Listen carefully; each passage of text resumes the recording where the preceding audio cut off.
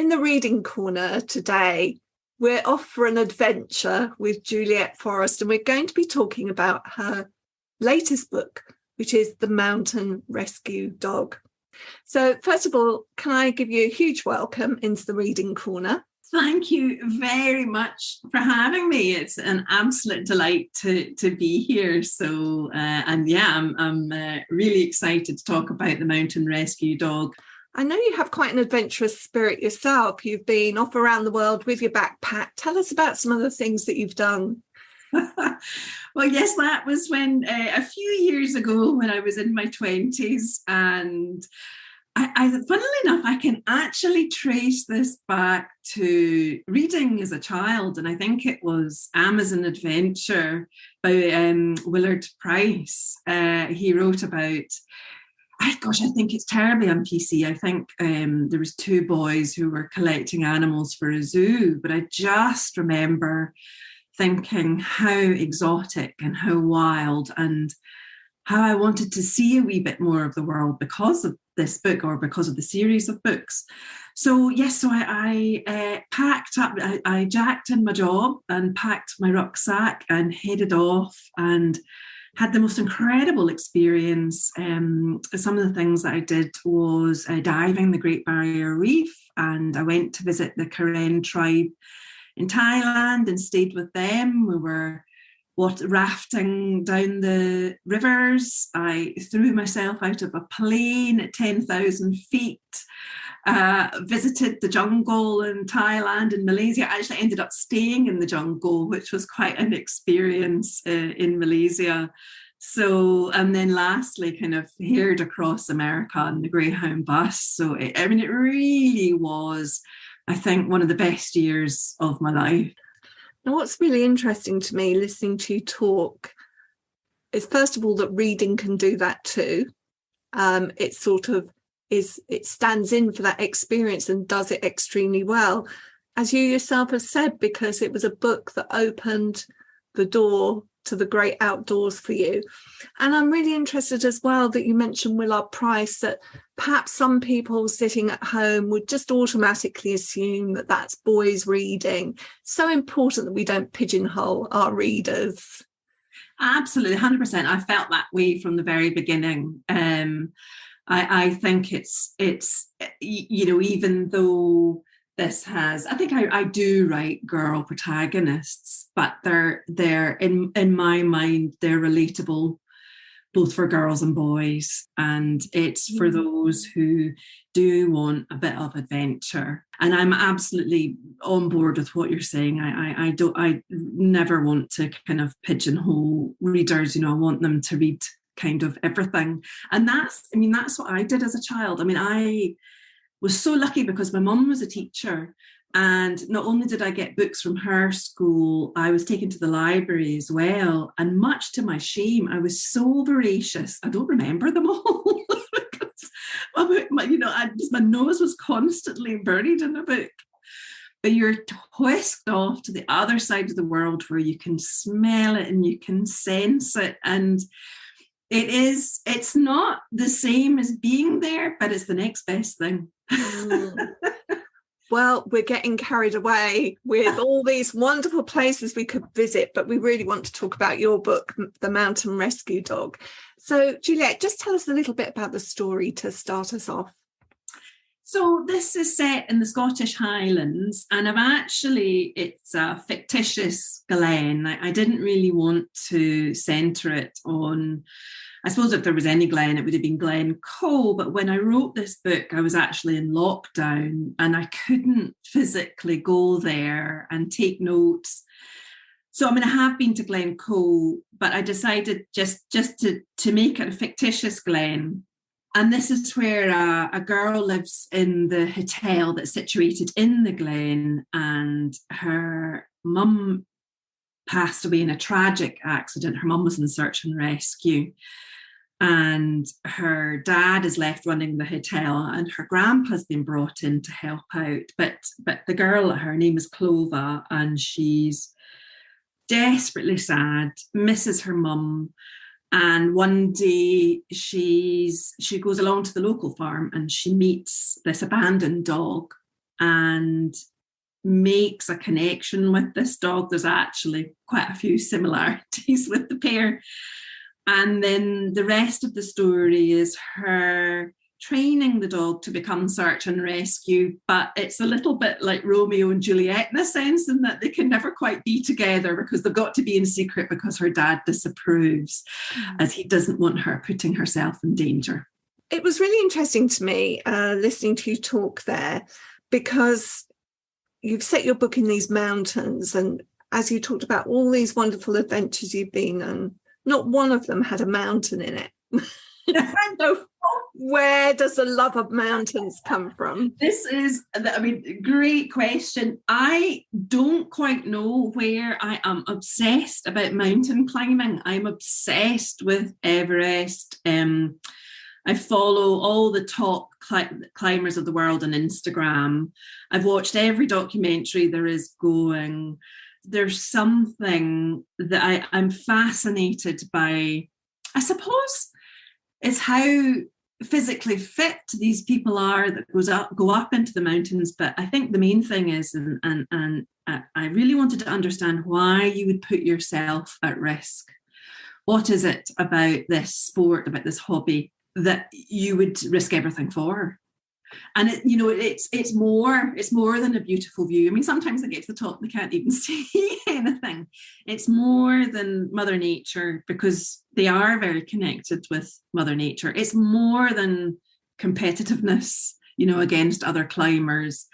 I know there's a place in Glen, I think it's called the Church Door Buttress, and that is a famous rock to climb, and climbers come from all over the world to go up it, but to discover new routes up it and to discover the quickest route up it. And I think that has had such a big kind of influence on this book. Even though I am a chicken, you would never find me on a mountain unless it was at the base of the mountain.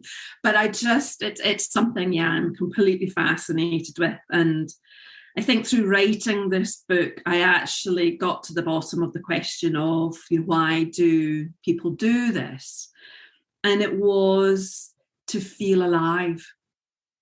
They were risking their lives. They were risking death to feel alive. And that made sense to me. That made sense, because if you think about it, every one of their senses is being used, their body, their muscles, their vision, their hearing, their battle almost against Mother Nature, their internal battle as well, it's driving them to do this.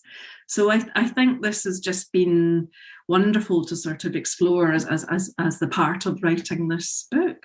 Mountain rescue is important, and obviously Clover's mother was a rescuer, part of the rescue service, and her grandfather was one of my favourite characters in the book, working at the hotel. His sort of fortitude and his sort of gentle understanding of her. I mean, I absolutely loved him. Is he based at all on Hamish McInnes, who you've also written about in your author's note, a founding member or a founder of the Mountain Rescue Service? Hamish McInnes, it has been an absolutely huge influence on this book. He is known as kind of the father of modern mountain rescue, and it was actually, he conceived the idea of the Search and Rescue Dog Association. So Hamish McInnes was just one of Scotland's kind of foremost mountaineers, and he actually lived in Glencoe.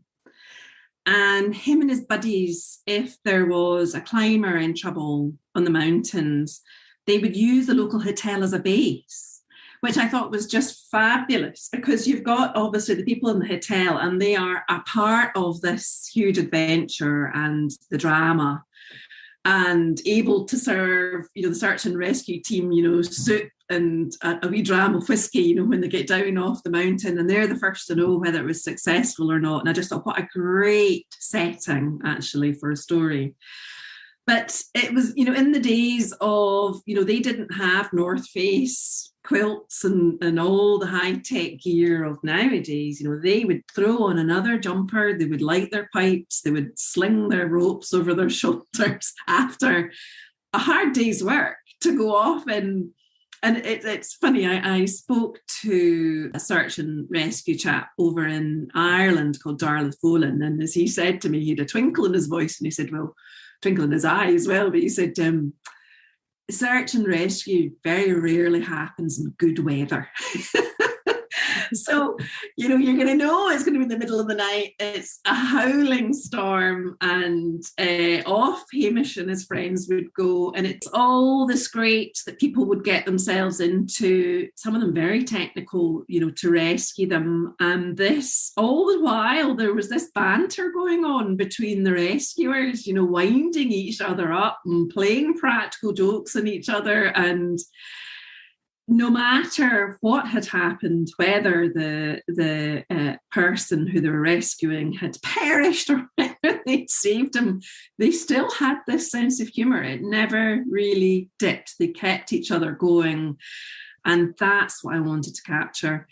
There's a couple of small rescues, if you like, at the beginning of the book. One with a young man and one with a sort of older woman. And you don't lecture, I just want to say that, but one doesn't have shoes with very good tread and the other doesn't seem at all kitted out for being on the mountain. And there must be a sense of people putting themselves in danger and consequently putting other people's lives in danger. So to maintain such a positive spirit when you possibly feel that people have brought it on themselves, difficult one. That is a difficult one. It's funny because sometimes, if you go through old newspaper reports, the search and rescue will be very clear that they are not happy with the group or the person because people are not equipped. And yes, people's lives are at risk. And that's the difficult one because they have to say that, they have to warn people that they should know what they're doing and that they should have the right equipment. And I felt very much like Hamish McInnes. He was very accepting of the fact that it could happen to the best of them. And in fact, pointed out that he himself had been rescued and Chris Bonington as well had to be rescued. So I think it's part and parcel of kind of mountain climbing. Now, there is a character, Tatty, the dog, and obviously the training of the dogs is another aspect of your story. So maybe tell us a bit about what you know and what you found out there. And does it come from, owning dogs yourself? Is that part of this?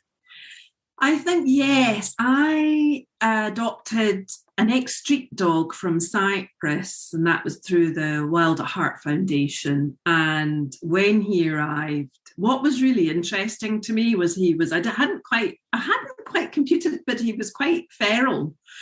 I don't think he'd been in a house before. He'd certainly not been on a lead. He was petrified of traffic, and the pair of us went through quite a long journey together, and we're still going through this journey.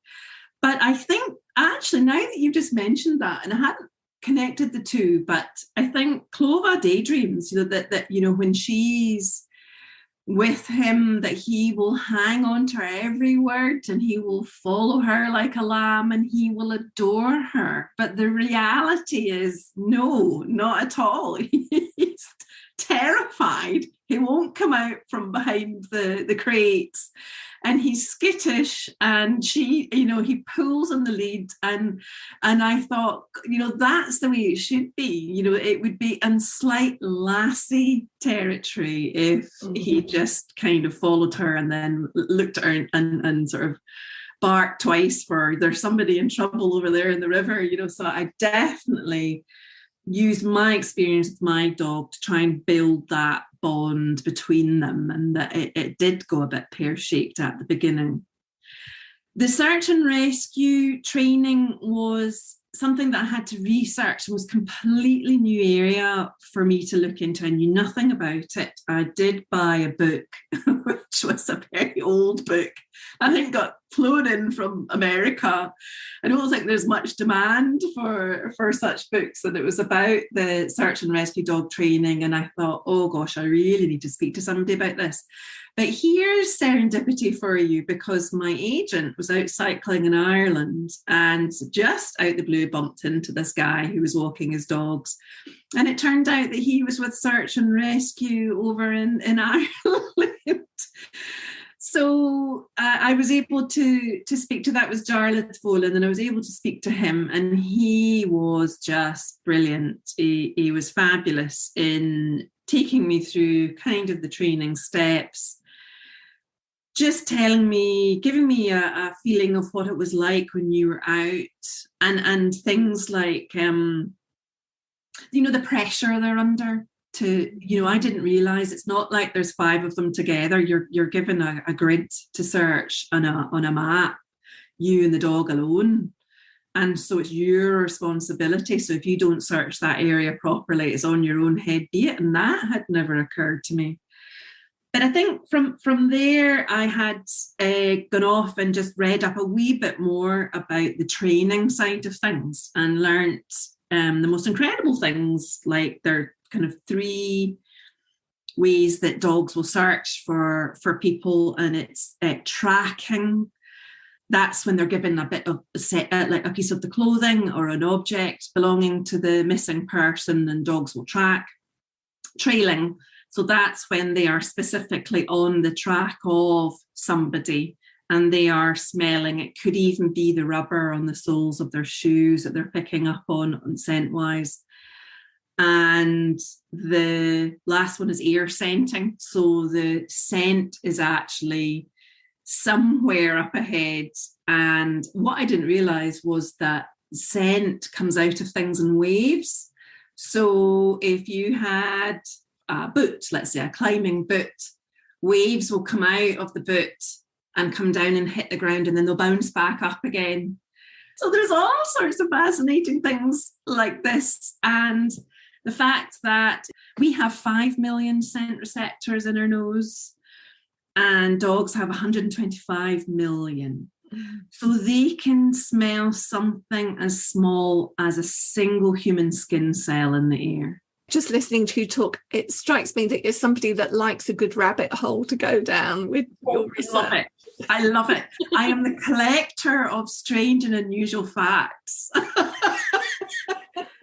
I'd love to get a flavour of the story. Would you read some to us? Of course, I would be delighted to. So this is just a really short excerpt, kind of getting near the end of the story. So our heroine's called Clover, and she's gone into the helicopter with the dog who's called Tatty. And they're with another search and rescue lady called Isla. And actually, I've got a female helicopter pilot, which does exist, and I wanted to sort of pay homage to her. And so they are in terrible conditions. They are going up to the top of the mountain. There's been an avalanche. A couple of people from search and rescue have been hit. And Clover doesn't know if her dad has been struck as well. So it's actually a really worrying situation for her. And even worse, her and Tatty have not been in this situation before. So high drama. Lynn swung the helicopter in until the blades were centimetres away from the rock. They dropped down at an angle, and Clover felt a bump as the runner of the helicopter connected with a giant slab of stone. Go, go, go, said Lynn. Isla opened the door. Clover took her headset off and shuffled forward. She felt a hand at her back, shoving her. Duck, Clover, duck. Clover made herself smaller and jumped with Tatty. Landing on the rock, she slipped and crashed down. Tatty followed her, barking in her ear. Clover scrambled off the rock as fast as she could. She waded through some deep snow to put distance between her and the helicopter. Snow kicked up, blinding her. Everything was dark. She could have landed on Mars for all she knew. Isla threw out the avalanche probe and shovel and jumped. She held her balance on the rock and ran for cover. A split second later, the helicopter rose up and flew out of sight. Has she gone? Yelled Clover in a panic. She's moved. She's worried about triggering the overhang. Come on, we need to hurry. They headed for Raven Gully as fast as they could. Tatty was skittish. Clover remembered what her grandpa had told her at Stoneburn Farm. She relaxed her grip and tried to hide her fear from the collie. She patted Tatty's side until he focused his attention on her. She rewarded him with a treat, but he was too overwhelmed to take it. With her head torch on, all Clover could see in front of her was the sleet falling. She pushed down her trepidation and thought about her dad, Pete and Bill. Isla, Clover and Tatty entered Raven Gully. On either side, Clover could just make out the towering walls of rock, which afforded them a little shelter from the wind and sleet. She stood, feeling like a fish out of water. Clover forgot what to do. Her mind went blank. She'd never heard the wind like this before. There were noises coming from the mountain she didn't think possible. Tatty's ears flattened and his tail was tucked between his legs. She could see the whites of his eyes. Isla appeared at her side. "Get Tatty ready to search," she shouted. This was not the time to lose it. Clover tapped Tatty, let out his lead, and gave him the command. Tatty galloped ahead, barking. His head moved from left to right, as if he was trying to work out where he was. The snow stuck to his coat, turning it from black to white. Clover commanded him again. He strained on the lead. "Come on, Tatty, you can do this. Go seek," Clover willed him on. Tatty's head went down. He began to scent the snow. He stopped and whined, holding one of his paws in the air. He ran towards her and got under her feet. Clover had not only overestimated what she was capable of, she'd done it with Tatty as well. She hated that Grandpa had been right again.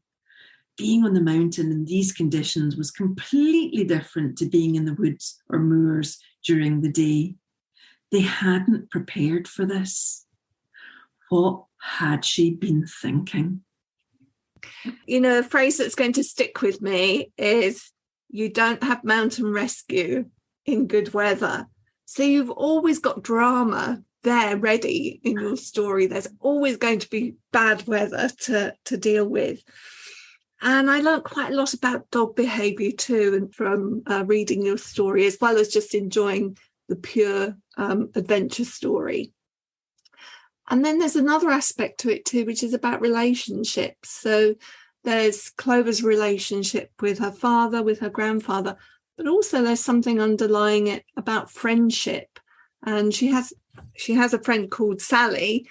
And what we see here is how children's relationships change as they grow and get older. And I really enjoyed that strand of the story too. Oh, that's fantastic. I mean, I think I realised that, unfortunately, not every child, that children lose their parents or carers or loved ones. And I think it can cause actually great awkwardness between children because they don't quite know how to approach it, probably because adults don't really know how to approach the subject unless it's sort of something you've been through yourself. But there was a very good friend of mine, and her daughter lost her father when she was very young. And one of her school friends had said, "I lost my guinea pig. I know how you feel." And, at the time it devastated my friend's daughter. But it was the girl desperately trying to relate to, this situation. And I think that struck a chord with me. And I think I wanted a bit of kind of miscommunication between the girl and her best friend, that the best friend did try to support her, but I think was pushed away by Clover, because I think it's something that, children need to kind of work, and adults too, they need to work this out and work through it. And I think almost sometimes there's a wee bit of guilt if they're having a bit of a laugh and a joke about things. To be too happy would be wrong. But to be too sad drives people away. So I think it's a terrible thing for children plus adults to go through, but especially children, because people just have to navigate, very much like the mountains, they have to navigate their way through grief as well. But it was important to have, there was like a friend there as well. But I mean, ultimately, it was Tatty who became her confidant, who she could speak her truth to. And I think that's something, again, that's wonderful about dogs. And I think there's incredible power in animals and people being able to sort of be themselves or to be able to get their true feelings out. And I sort of wanted to reflect that in Clova and Tatty's relationship. Because the dog doesn't expect her to behave in a particular way, which of course Sally, her friend, cannot understand why Clover still, has a connection with the mountain, the thing that caused her mother's death, whereas the dog, it is unconditional, it's unquestioning of her behaviour. Absolutely. And I think that was, that was quite an interesting one, writing that bit about, well, how does Clover feel about the mountain? Because she's really torn. And it was from, I think, learning so much about Everest and how they feel that, Everest is actually a goddess. And that the Nepalese, the Sherpas, will give offerings to ask for her safe passage, her permission. The fact that the mountain is living, it is a living thing. So there is this theme that the mountain is alive, and I very much wanted to put that character into the mountain. So some days it looked friendly and approachable, and that it would take a couple of hours and a lovely stroll up to the top. And other days it would loom ominously and threateningly over the hotel and make people shudder a wee bit, like you just really wouldn't want to dice with it. And that's kind of how she feels in the sense that she has grown up with that mountain there. Her mother has taught her to love everything about that mountain and the wildlife around her and the connection. But the mountain took her mother's life away. Mm-hmm. So it's an absolute sort of conundrum for her a wee bit. But I think the thing that wins her over is that when Clova is out in the wilds, her memories come back of conversations and times that she's had with her mum. And that brings her mum alive. And therefore, she begins to equate the mountain with her mum and loves it. So that's why she feels very defensive. I think when her friend says, why on earth would you want to go to the place that killed your mum? But you can understand from her friend's point of view, who doesn't have that connection with the great outdoors and nature, questioning, blimmin' egg, you wouldn't want to go anywhere near that place, would you? You just never want to see it again, kind of a thing. But Clover can't do that. Well, Juliette, it's been absolutely wonderful talking to you today. I recommend The Mountain Rescue Dog to all of our listeners. It's a thrilling adventure, but it's going to move you as well emotionally. So thank you so much for joining me in the Reading Corner. It's been an absolute pleasure. In the Reading Corner is presented by Nikki Gamble and produced by Alison Hughes. This episode is generously sponsored by Scholastic Children's Books. If you have enjoyed this podcast, please leave us a review. If you would like to find out about other events and courses, visit justimagine.co.uk. Join us again in the Reading Corner on your favourite podcast platform.